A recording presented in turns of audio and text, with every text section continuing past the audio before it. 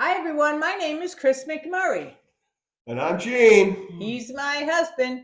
And welcome back to another episode of Hope from Grief here on our YouTube channel. We're an open book. Hope from Grief came about because one of the major subjects of our book, Live, Laugh, Fly, is the signs that we received from our son Scott after he passed to show us that he was still with us. When we told our story in our book and again on YouTube, we began to realize there had to be so many other stories just like ours out there. So we reached out on social media asking others to share their stories with our audience. Thanks to everyone who's contributed. We could not have done it without you. So, as we build this channel telling both your stories and ours, every single subscription is important. So, please hit that like button and subscribe to our channel. We would really appreciate We it. really do. And please tell your friends to subscribe as well. And speaking of subscribers, didn't we reach a milestone this week? We sure did. We passed 200 subscribers. And that may not seem like a huge number, but to us it means a lot. Mr. Beast, we're coming after you. Who's Mr. Beast? He's only the biggest YouTuber there is, over 100 million subscribers.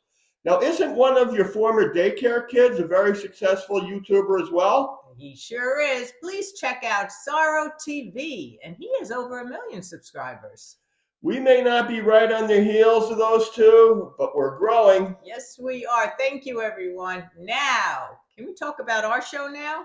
Yeah, that's a good idea. I guess we got off track a bit. Well, this month's story is about a very special friendship. Most of the stories we've told in this series have been about the signs that family members have received from departed loved ones. But the bonds between friends can be as strong as any family tie. And that's exactly the sentiment that we get from this month's story. And just a note, we want you to know we read these stories exactly as they come to us because it's your story and your experience with your loved one. So, where did this month's story come from? It was sent to us by Marianne from Georgia, and I'm pretty sure she came through us from Facebook. Yeah, I think that's right. Well, let's get to it. Are you ready? I sure am. Go for it. This story is about my best friend. Kind of a trite term, but she was the only person that ever loved me for who I am and didn't judge. We had a close soulmate kind of friendship for 36 years. Years ago, we read the book Snowshoe and the Secret Fan simultaneously. We related to the young women in the story who could only communicate via writings in the blades of a Japanese fan that had passed between their two households. My friend, whose name is Susan, passed away after the day of Thanksgiving last fall, November 25th of 22. She was 70 years old. My friend and I live far away from each other. We had agreed that I would come to her when her needs could no longer be met independently. I arrived the day before Halloween, providing end of life care for her, as we had discussed in the months after her diagnosis of terminal esophageal cancer. I was with Susan for the very last month of her life on earth, which is a gift for which I will always be grateful. I'm a retired nurse, 65 years old. During the many hours we had together immediately after my arrival, we had some very difficult conversations. I needed to know how best to give her exactly her vision of the best possible ending. We included spiritual topics naturally, and I asked all the questions. In many years of our friendship, I had learned that she had felt pretty certain that our death represented the end in all ways.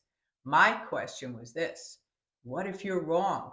What if you find that there is more, that this place that I envision exists and that is where you will be afterward?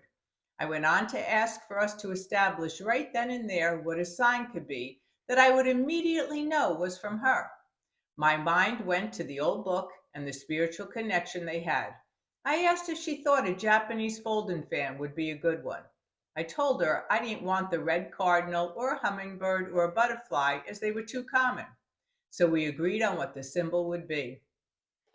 During my end time with Susan, we were wonderfully supported by two wonderful women, her nieces Paula and Sandy, as well as her ex husband Dennis, and a close family friend Sharon.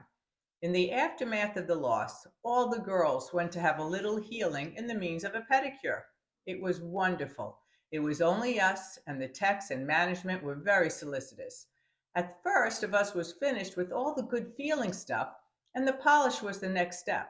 The first tech needed to dry her nails before she could paint them. In all my years, I had not seen this before, but she whipped out a Japanese fan and used it to dry her toes. Well, the girls had heard the story of my conversation with Susan about the fan, and all of us were speechless and our jaws dropped. Wow, what a beautiful story. With so much going on, let's dig in a little bit. The first thing that jumped out to me was the thoughtful preparation that was made for Susan's death. That's right, and we can relate to that as we had similar experiences with our son. Marianne mentioned how grateful she was to be the one to care for her friend in her final weeks. And we understand that, Honor. There are pretty heavy conversations that take place with someone approaching death. There are, and they're so important to have because I feel in the end you want them to be at peace. And like Marianne, you have to do everything possible to make sure that that happens while also comforting them. And one of the conversations was whether about death was the final curtain or was there something beyond. Marianne was a believer in the afterlife, but Susan was doubtful and believed death to be the end in every way. So they agreed on a very specific way for Susan to reach back out after she transitioned to the other side. That's right, if she transitioned, right? Right. Well, a Japanese fan in remembrance of a special book they shared together, that was going to be the sign.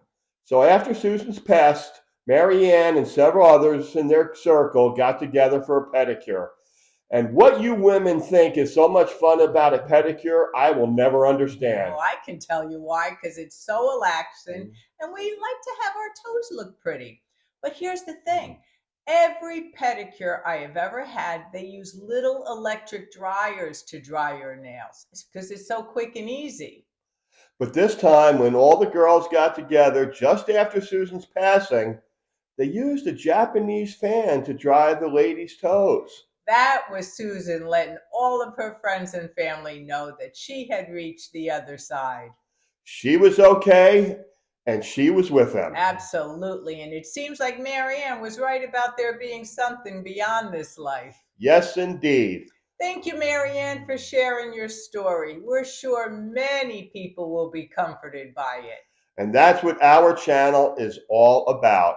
If you have a story that you would like to share or a comment, there are several ways to reach out to us. First, you can leave a comment below. We also have a Facebook page called We're an Open Book, and you can reach out there. Or you can email us at rememberloveneverddies@gmail.com. One last time, Chris, tell everybody about our book and where they can get it. That's right. Live, Laugh, Fly is available on Amazon, and 100% of proceeds will help benefit children's cancer programs. And we'd like to ask you one more time, in an effort to reach as many folks out there that need to hear our message, please like and subscribe to our channel. That would mean a lot. Yeah, thank you. And please ask your friends to also. Well, honey bunch, I think we're done. That's what you always think, but we have one more thing to say. Of course we do. Remember, everybody.